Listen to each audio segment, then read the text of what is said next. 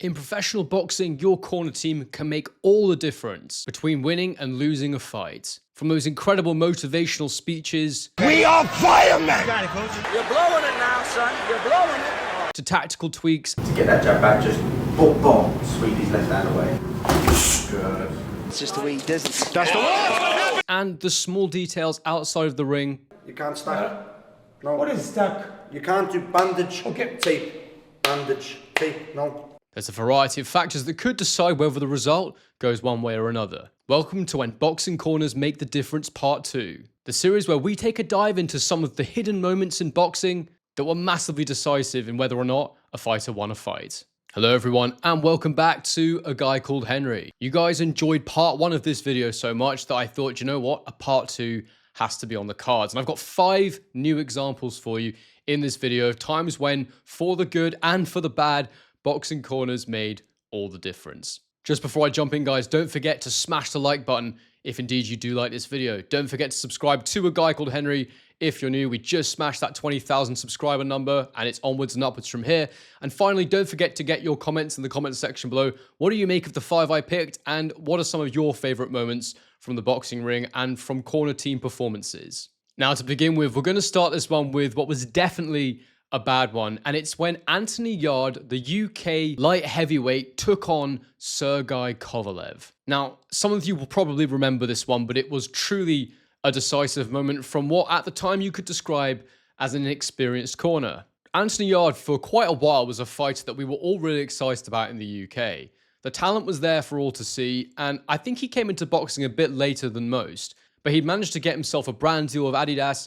But at that point in his career, he was 18-0, he hadn't been defeated yet, but he also hadn't really fought anybody that we'd heard of before. So to step up and go to Russia to fight Kovalev was a ginormous step up, and people were sort of a bit concerned, should he not take on someone a little better before this fight? But no, he was sure he was ready. And I personally remember watching this fight and thinking the production on the show was absolutely incredible, and the Russians made it a super intimidating environment for Anthony Yarde to be going into. Now, Yarde at this time was 28 years old, but Kovalev was 36. And at that time, his record was 33-3-1. A technical draw had come earlier in his career before back-to-back defeats against Andre Ward, one of which was pretty controversial. But prior to that, he'd been seen as this insanely talented, scary Russian light heavyweight that nobody could beat. The crusher, Kovalev, certainly seemed like a formidable force. That was before those back-to-back defeats to Ward, followed by a further knockout loss to Eleda Alvarez, which he was able to avenge in the immediate rematch.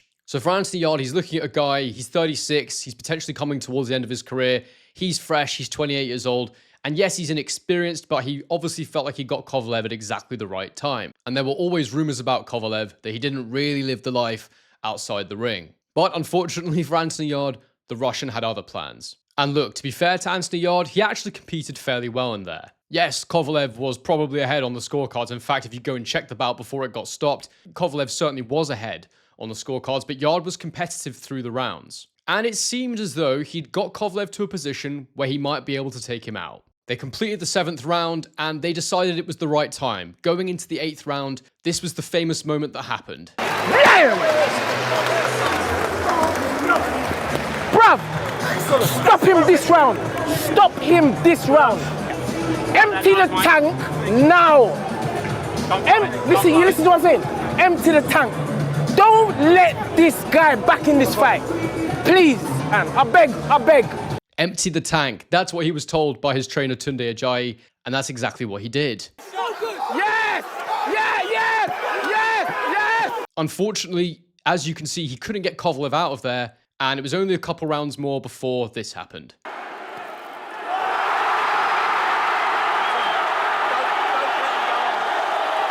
That's right. In the end, Anthony Yarde was so exhausted because of his efforts that Kovalev was able to finish him with a simple jab. Now, look, my opinion on this is that there's no guarantee that if Anthony Yarde had emptied the tank any later in the fight or tried to pace himself better, that he would have won. It may have just been that was the closest he was ever going to get, that moment where he absolutely went for it. But certainly these instructions were heavily criticized after the fight, and it's fair enough to say that they weren't right, because they led to him getting brutally stopped. Afterwards, people said Ajayi was inexperienced. They said that he'd really sold Anthony Yarde short and that Anthony Yarde should look for a new trainer. But ever since then, Anthony Yarde has remained with Tunde Ajayi. And it's an interesting one with Anthony Yarde. He's a fighter that we've all expected to kick on a little more than he has.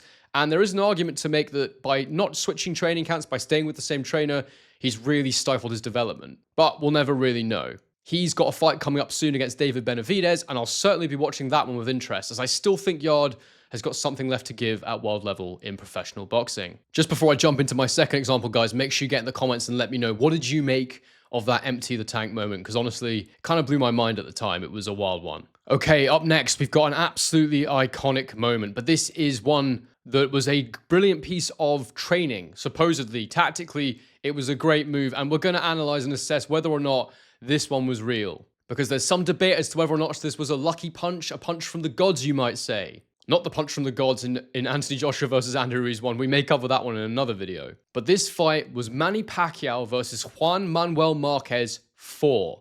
That's right. The two had already had 3 incredible fights together. Some of the most competitive and closely fought boxing matches you'll ever see. The first one was a split decision draw before Manny Pacquiao won the second fight by split decision, with Pacquiao then winning the third fight by majority decision.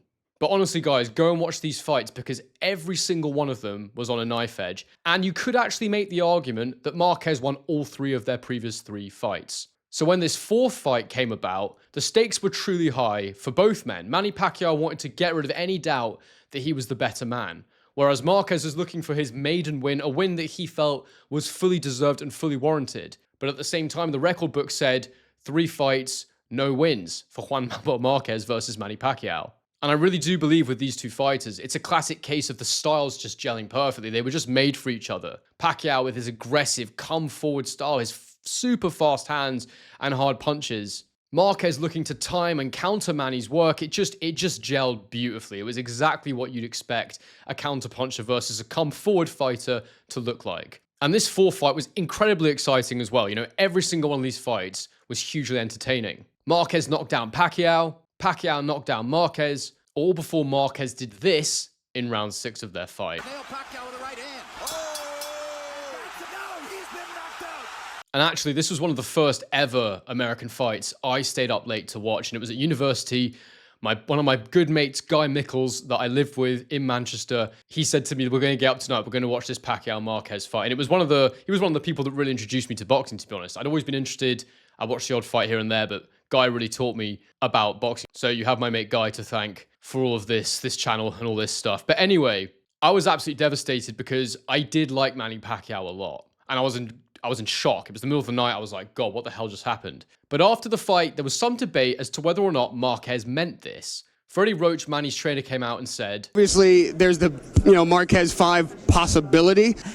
He got a little lucky last time we were fighting a great fight. I thought maybe he was fighting one of the best fights ever, but the thing is, he ended it well. But after the fight, Marquez and his coach came out and had a lot to say about it. Now, I should say before I read these quotes out that Marquez's coach at the time of the 4th Pacquiao fight was Ignacio Nacho Beristain. And the reason I mentioned him here is because it was the work they did in camp together that allowed Marquez to execute this knockout, according to Marquez. He said, "We were waiting for the right moment." Marquez was asked, "You practiced that counter punch a lot. Many people think it was a lucky punch. How did you decide that it was the right moment to throw it?" Marquez replies, "We were waiting for the right moment. Manny Pacquiao always makes a fake move that I know too well. He fakes a charge forward and then looks like he's going to follow with a 1-2. That's a common fake he has. What I do is I wait for the moment. He fakes the punch, that 1-2. Then I go for his right hand as he throws it as a jab. I go toward his right hand. He comes forward with all his weight, and that's why the fall becomes more forceful and spectacular, because he is coming straight to me and I make my body twist and turn. And the right hand wasn't in a straight position. I believe that this movement made the hand even stronger. The clash of 2 body masses full on makes the punch even stronger. I seized that opportunity because after 3 fights, I know that any changes made by the other fighter, however slight, are very important. That's why we worked on that, waiting for him to make that fake move that I know so well. And when he made that move, right then, I wait for his jab and I jump right into his punch, and that's how I did it. A strong punch, a very strong punch. And I went away and I tried to find if there was any footage of Marquez in camp drilling this for the Pacquiao fight, and I was able to find this video that claims that it is from Marquez's training camp sparring prior to the Manny Pacquiao fight number 4.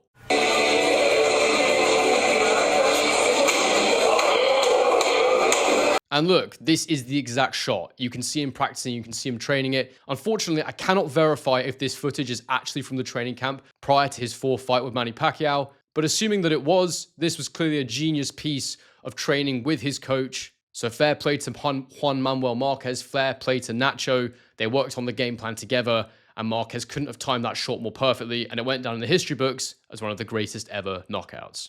Okay, so for number 3, we've got when Tyson Fury went to Dusseldorf to dethrone long-reigning heavyweight champion Wladimir Klitschko. This was back in 2015. And coming into the fight, Klitschko had the record for the longest cumulative heavyweight title run, lasting 12 years. This guy had been at the top for quite some time. Yes, he'd lost before, but that had been a long time ago. He'd reinvented himself as a fighter, and he was kind of beating anyone that came into his path with relative ease. Meanwhile, Tyson Fury coming into this fight was 27 years old. He was 24-0, undefeated, but also largely untested. We'd seen him arguably lose fights to John McDermott. He'd been knocked down by Steve Cunningham, and the best fighters he'd really fought up to this point were the likes of Derek Chisora and Christian Hamer. He was supposed to fight David Haye, but we all know how that went. But it was this night and this signature win for Tyson Fury that really cements him as a great heavyweight. You know, when you look at Fury's record, he's never really continuously competed at the top level. He's always just gone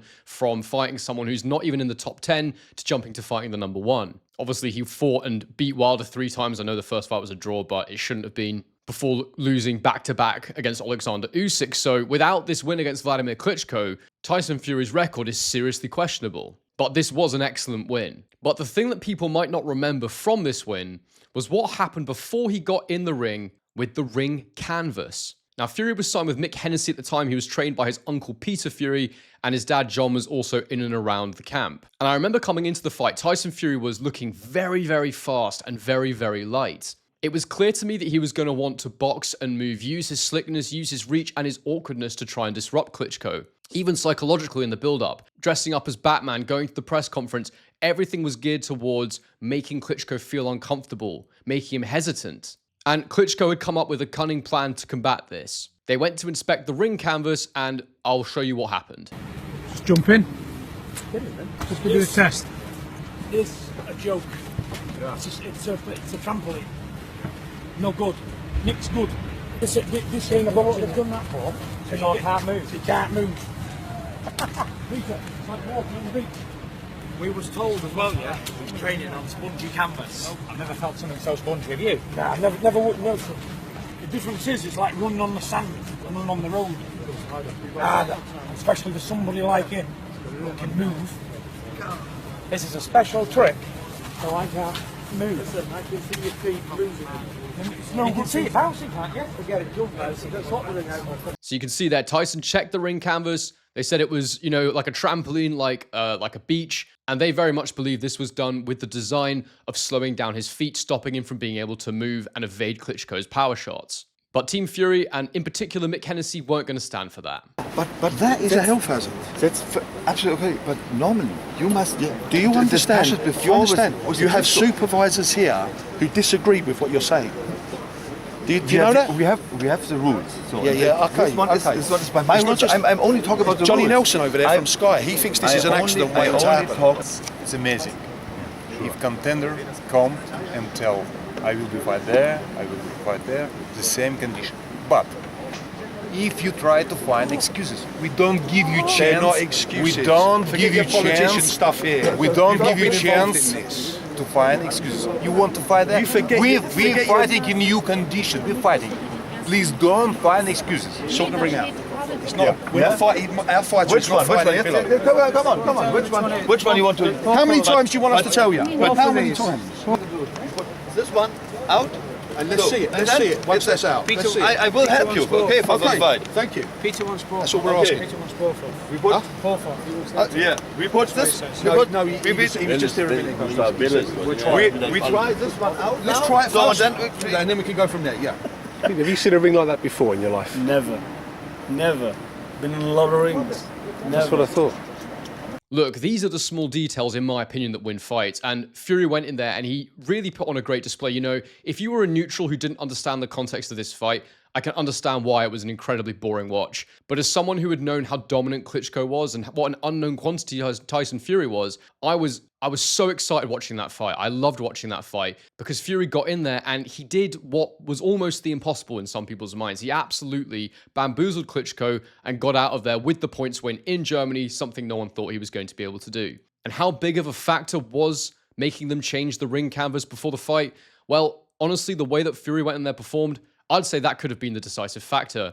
And these are the margins that we sometimes miss in boxing. These are the margins that we sometimes have no idea about. But get in the comment section below, do you guys remember this incident? And what did you make of that Tyson Fury performance against Wladimir Klitschko? All right, we've got two left. I'm going to give you a good one, and I'm going to give you one more bad one. But for the good one, we've got another moment from Coach Ben Davison. Because of the way this team works with their analytics and they look at a lot of fight film, I think these guys work extremely well with what I'd call moments fighters. And Fabio Wardley is what I'd call, he's definitely a moments fighter. This guy can go through an entire contest and land one punch, one clean shot. And that's all he needs because this guy punches so damn hard. I think that's why people often compare him to Deontay Wilder. You know, the guy didn't need to win rounds. He just wait, bait, and create that moment to knock you out. It's probably only really heavyweight fighters with extreme punch power that can get away with this, but Fabio Wardley's certainly one of those. And the moment here where we can say his team made the difference was in this second Frazer Clarke fight. He'd come off the back of the first one, which was an absolute war. It ended up being called a draw, and it was an incredibly close,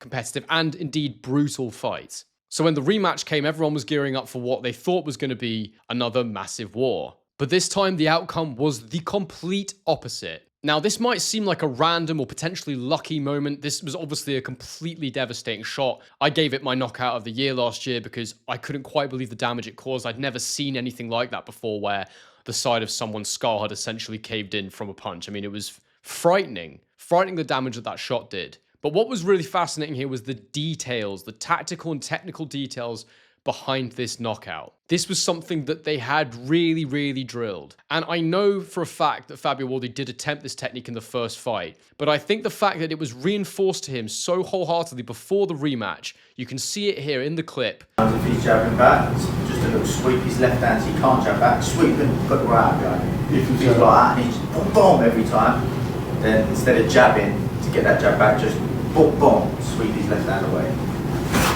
Yeah, exactly. Good. Little swing, that's just the way he does it. That's the way. Exactly, that's what I'm saying. Make two sound like one. You'll get off before I even get a chance to get my return jab off. Round 13, they're taking it from the left off, and down goes Clarke. Shoot rounds. He doesn't look good. He looks terrible.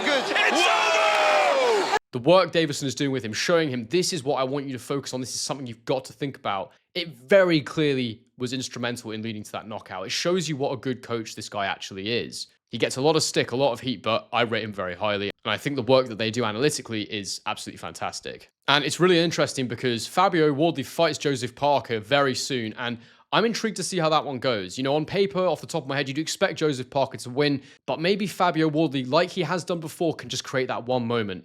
It's possible. Guys, let me know in the comments below. What do you think? How far can Fabio Wardley go with this style? And what do you make of that whole team, that whole setup? Because it does absolutely fascinate me. Now, for a final one, I'm going to take you all the way back to 2008. And it's a bad one. And you could say it's harsh. You could say this is a harsh one. But you'll see why. I'm going to explain it to you. So like I say, it's the year 2008. And legendary fighter Miguel Cotto is preparing to take on Antonio Margarito. And up until this point, Miguel Cotto is undefeated in his career, already overcoming the likes of Paulie Malignaggi, Zab Judah, and Shane Mosley. And whilst Margarito was big for the weight, they were competing at 147 pounds at the time, most people still expected him to overcome Margarito. And indeed, Miguel Cotto during this fight was outboxing Margarito. He was ahead on the scorecards up until round 11, when an accumulation of damage meant that Margarito was able to score a TKO victory over Miguel Cotto. And something about this just didn't seem right. It seemed that Margarito was able to hurt Cotto in a way that no one else had really been able to do before. But look, it could just be, you know, extreme power. But as it turns out, Miguel Cotto's team missed something. They missed something extremely important. And it was something that Shane Mosley's team didn't miss. In his next fight, Margarito took on Mosley, and in the changing rooms before the fights, Margarito was having his hands wrapped. And as is customary, a member of Team Mosley was sent to his change room to check the wraps. And that person was the late, great trainer, Nazim Richardson. que no podía dar dos vueltas en el mismo tape, que no podía dar, que nomás era una sola. There was such a distraction about the tape on the wrist. You know, that could be the fake out. I'll show you this to give you something else. So I checked the pad, and when I checked the pad, it felt hard. So then the commissioner felt it, he said, that feels pretty hard. And the commissioner flipped it open, and a block fell out of it. We were all asking ourselves, what happened? What is it? Antonio kept asking me, what's going on, Sergio? What is that? Upon inspection, it was discovered that he was using something identified as plaster of Paris. It was a material hidden within the wraps that would harden with moisture to act as a form of loaded gloves, obviously enhancing his power, you know, the impact of his punches dramatically. And you could see the damage he'd done to Miguel Cotto, and everyone was pretty disgusted by this. After getting beat up and knocked out by Mosley, Margarito received a 1-year ban. He denied all wrongdoing, saying he had no idea what it was all about. And in case you're wondering what my opinion on that is, I'll let Manny Pacquiao answer for me. Of course, you know, what do you think of us? Stupid? You're gonna like, oh, coach, put my hand rough in my hands. I'm gonna close my eyes. Oh, like that, no? Right? It's a common sense. Now, luckily, Cotto got his revenge a few years later. He got back in there with Margarito and was able to make him retire due to swelling of the eye in round 11 of their fight. Margarito still stalking for Cotto. Margarito's punches just don't have the same sledgehammer impact. But it was Cotto's team's inability to spot what Nazim Richardson, Mosley's trainer, did spot. The fact that he was using these loaded wraps. It's unfortunate that his team didn't spot this. At the end of the day, the inspectors should also have spotted it. I think, as I understand it, it's like a tradition of boxing that you can send someone to oversee the wrapping of the hands, but I think the actual commission rules are that you just have to have someone in there. I found this out during Eubank versus Ben recently when they tried to send Billy Joe Saunders in and they didn't allow it, because I think the rules are, well, at least in the UK, this might be different, that you just need to have someone in there from the board overseeing it. You're nobody, bruv. You're like an old big bouncer. You're just like a big old bouncer. Oh, you ain't coming inside. I guarantee you that. You ain't coming inside. You coming inside. We'll see. We'll see, big boy. Look, it all worked out in the end, but in my opinion, this was a really devastating mistake. And look, at the end of the day, it's Margarito's fault, not his team's fault that it happened. But you would hope that that sort of thing would get caught and get spotted and ultimately stopped. And who knows how that affected Miguel Cotto. It may have taken years off his career for all we know. And look, he lasted much longer. He went on after that, was still able to win. But perhaps it affected his level of performance. It was probably a beating he took like no other in the ring. Yes, there was the Manny Pacquiao fight, but there was something about this Margarito performance, knowing that the loaded wraps were involved, it was essentially horrific. You know, I look back on it and I kind of cringe, to be honest, because it's that bad. But anyway, guys, let me know what you made of that loaded hand wrap situation. Let me know what you made of Margarito as a fighter and his career as a whole. I hope you've enjoyed this video. Do get in the comments below and let me know if you'd like part 3. Let me know if you think I've missed any that should be included in that video if we make it. And as I always say, on to the next one.